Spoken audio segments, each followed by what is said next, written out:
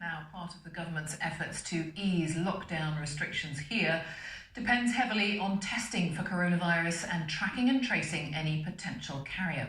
The government says it's set up the largest diagnostic testing industry in British history, testing more than 1.5 million people. But not everyone is positive about how this strategy is being implemented. Let's discuss all of that with Dr. Bharat Pankhania, who joins me from the University of Exeter Medical School. Thanks so much for your time, Dr. Pankhania. I think we talk so much about other tests. I'm not sure we've talked an awful lot about tracking and tracing at all, actually. What is going on in this country? And to your mind, is whatever is going on, is it sufficient?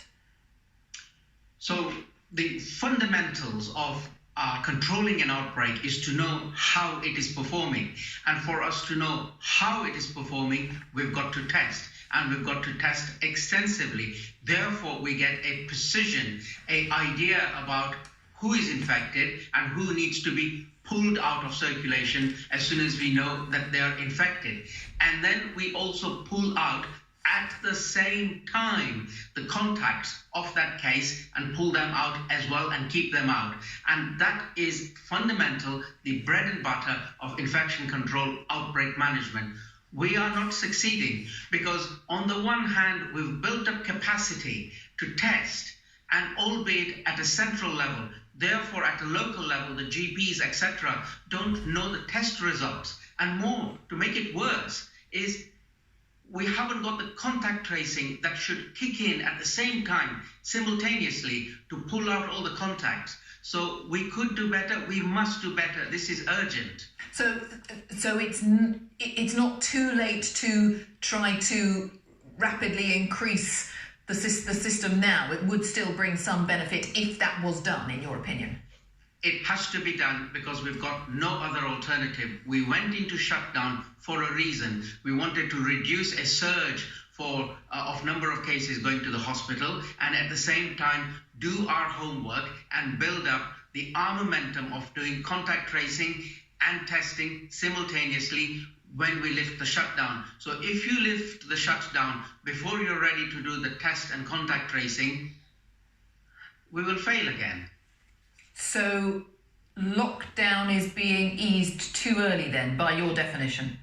Absolutely, because number one, we've got too much background number of cases. So we have, on average, reports of 3,000 new cases per day, and that is of the people tested.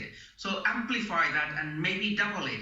So we've got a lot of background number of cases in the community. And then when you lift the lockdown, those people will encounter the virus, get infected, bring it home, spread it around, and we haven't got the control mechanisms to stop it.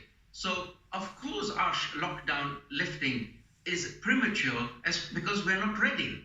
Right, and so when the government says it has set up the largest diagnostic testing industry in British history, is that not good enough? Is it not big enough? Is it? I mean, that's the government's approach to this. Is that just not true? I mean, are their figures not right? It is not responsive, number one, because it's centralized. Number two, it is not simultaneous, meaning you can diagnose as much as you like, but if you are not contact tracing at the same time, it's symbolic.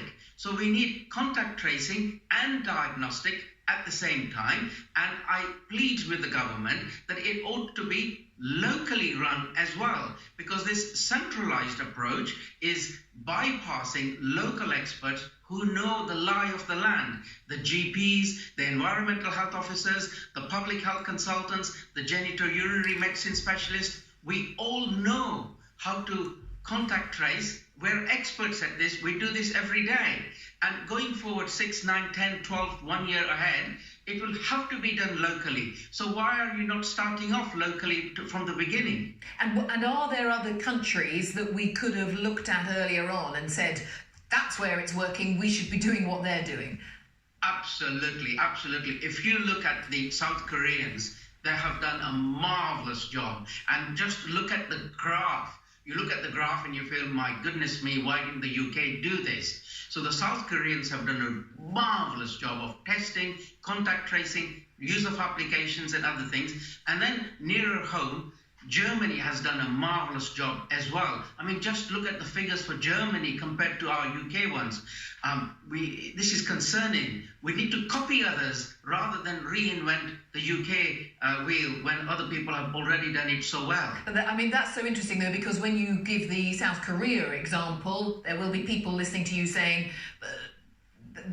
the UK has a very different approach, cultural attitude towards privacy, data protection and that sort of thing. So that is an issue, though, isn't it? We're not comparing like with like.